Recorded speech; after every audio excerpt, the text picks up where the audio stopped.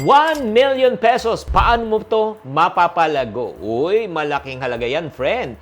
Narito na ang tamang diskarte kung paano nyo mapapadoble ang inyong 1 million pesos. Videos that will make you wealthy and debt-free. Hi there, this is Shinkitan, your pambansang wealth coach. Ang tanong, saan mo pwedeng dalhin ang 1 million pesos? At kung wala kang 1 million pesos, huwag ka mag-alala. Tapusin mo tong video na ito, i-reveal ko towards the end kung paano ka magkakaroon ng 1 million pesos kahit wala ka pang puhunan. Sa ending po yan. Okay, sabi ng iba, once na ma-achieve mo daw yung 1 million ay yung susunod madali na. Totoo po yan ha.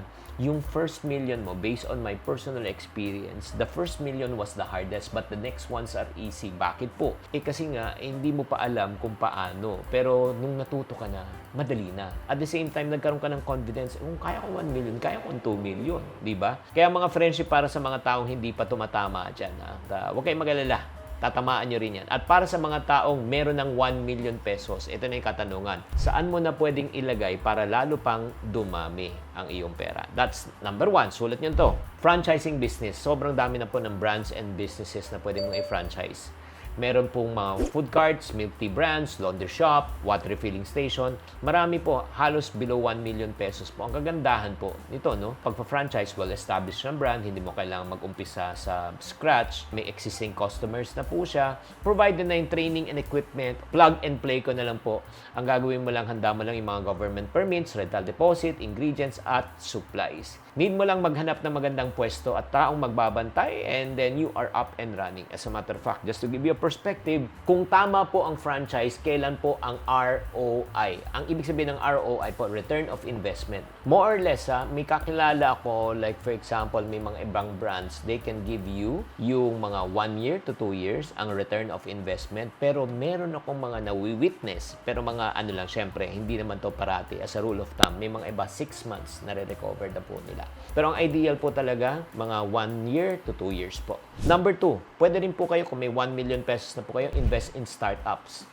Pwede ka maging parte ng isang negosyo, like as a capitalist or financier. Yan po ang ginagawa ngayon ni Joe Magsaysay, the former owner of Potato Corner. Dahil binenta na nga niya yung Potato Corner, pero ngayon, venture capitalist na po siya. Kung may kakilala kayo, nag-uumpisa, clothing brand, coffee shop, pharmacy business, di ba? Napakaraming opportunity na po ngayon. At kung kumita, may percentage ka mapupunta sa iyo every month. Basta humanap ka lang ng mga startup, mga ano yan, yung tawag naming mga incubators. Incubators. Ang importante po, tignan nyo syempre ang business plan, kung profitable ba, scalable ba, at syempre, pagka nag-invest kayo, syempre, may shares ka. At mag-research muna kayo bago kayo mag-invest, lalo na kung kanino kayo mag-i-invest. Importante po yan. Number 3, kung meron kayong 1 million pesos, invest in foreign markets or local commodities.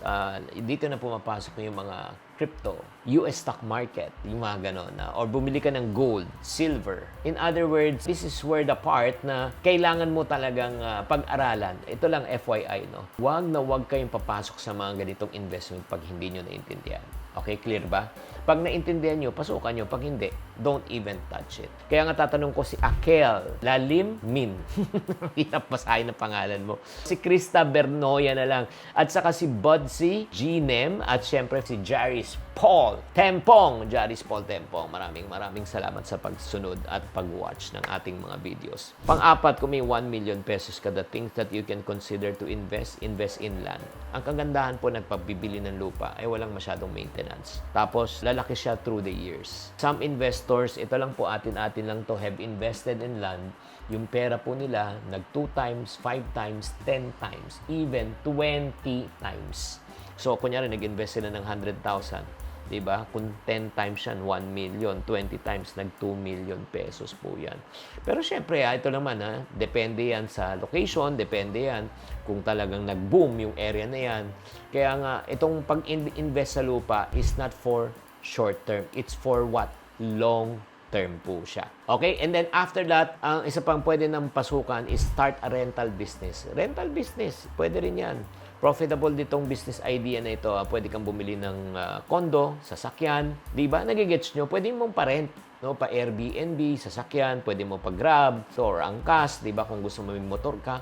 So in other words, ang dami po talagang opportunity pag may pera ka. At para sa mga taong wala pang pera, di ba, at wala pang 1 million pesos, di pinangako ko po sa inyo, di ba, na ano po ang pwede mong gawin para ikaw ay magkaroon ng 1 million pesos. Pero bago ko ikwento ulit yan, i-recap lang po natin kung ano pwede nyo pasukan with the 1 million pesos capital, franchising business, pwede ka pumasok sa startup, pwede ka mag-invest sa mga foreign currencies or let's say like for example, mga stock market, local or foreign. Pang-apat, lupa. Number 5, start a rental business. Ang pang-anim po, pag wala ka pang 1 million pesos, ang pinakamagandang pasukan po is this, sales. Pumasok ka sa pagbebenta na walang puhunan. Walang puhunan, pwede ka magkaroon ng milyon.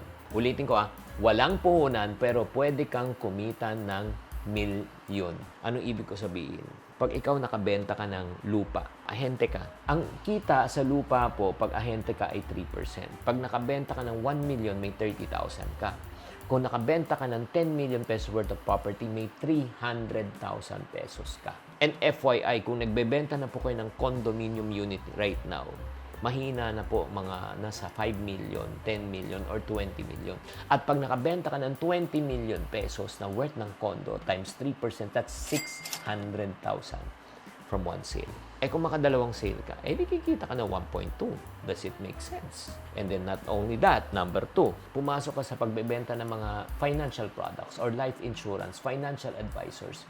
Pwede nga kumita ng 40 to 50% ng kanilang binayad based on the premium. Example, pag naka-close ka ng premium na ang kanilang annual premium, sa 500,000.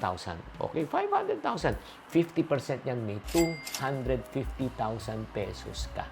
From one account, from one policy, from one sale. Kaya nga kung tatanungin niyo ako kung wala kang pera, gusto mong karoon ng 1 million pesos, pumasok ka sa pagbebenta. And yours truly, saan ko kinuha ang unang million ko? Sa pagbebenta. I sold, 35 units of condominium in 90 days. I sold insurance products and I made lots of money when I was selling financial products also.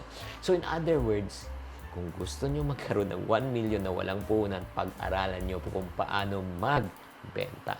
At para sa mga taong nasabi, Chinky, paano ba talaga kumita sa pagbebenta? At kung gusto nyo malaman yung sikreto ko sa pagbebenta, meron akong isang secret. No? Ito lang, para sa mga taong seryoso lang. Seryoso na gusto nyong matuto kung paano ba kumita sa pagbebenta, okay, i-message nyo na lang ako. This is not for everyone, but for people who are interested to learn kung paano ba talaga kumita sa pagbebenta.